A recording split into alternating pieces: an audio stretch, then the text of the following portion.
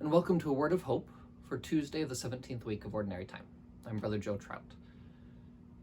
A couple weeks ago, actually 2 months ago, back in May, I was wandering through my neighborhood in Oak Park.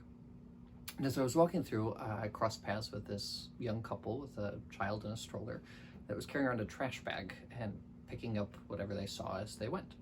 And it was odd, I'd never even noticed that there's not that much trash in our village. It's pretty clean in the first place, but it was a striking thing to see. And then it happened again the next week, and the next week. I saw them several times, just apparently every time they take a walk, they take a trash bag with them, and they're just picking up whatever they see, whatever they find. It was really striking to me that, they clearly weren't the source of any of this trash. It's not their fault that it was there. And it's in a village that is really well kept up, visually at least. And yet they did this, and this was the same time they were hearing so many different reports about young people and their irresponsibility and coronavirus. And I thought, how do we choose to view the world around us? What lenses are we looking through? Because in the gospel today, Jesus tells us at the end of the age, the righteous will shine like the sun. In other words, they will be what illuminates the world.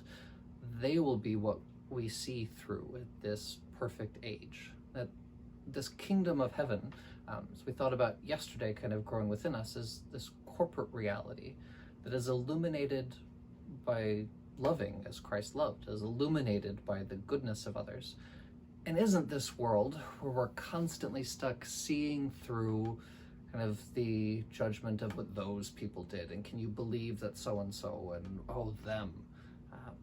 And that's the challenge. How do we have that kind of a world? How do we build up that kingdom that is marked by the light, the true light that shines in the darkness? And of course, as Jeremiah laments in this first reading, we do need to have an awareness of our wickedness. He says we know our wickedness, the sins of our fathers, our guilt. So what if we didn't put the trash there? We're part of something way beyond ourselves. And we do need to reflect a little bit, okay, well, how did the trash get there? How have we gotten to this point? How have we arrived here? That's an important thing to do, right? That's part of a good society. But another really crucial part that we need to be attentive to is, how are we being that light? How am I choosing to love as Christ loved? How am I choosing to forgive, to not villainize others, to pray for those who persecute me? How am I choosing to make the world a little bit better today? Because that's what builds up the kingdom.